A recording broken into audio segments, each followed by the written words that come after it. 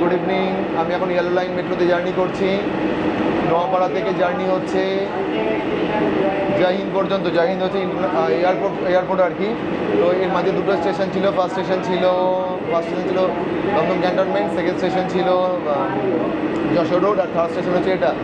মাত্র 20 টাকায় আপনি কিন্তু চলে আসতে পারবেন নোয়াপাড়া থেকে এখানে। আর শুধু 20 টাকা কেন বলবো, মাত্র 50 টাকায় আপনি হাওড়া থেকে বা হাওড়া ময়দান থেকে বা শিয়ালদা থেকে ইভেন সেক্টর 5 থেকে 70 টাকায় আপনি চলে আসতে পারবেন পুরোপুরি এয়ারপোর্ট। তো এই জার্নি আপনি করতেই পারেন, তার জন্য আপনাকে মাল্টিপল লাইন চেঞ্জ করতে হবে।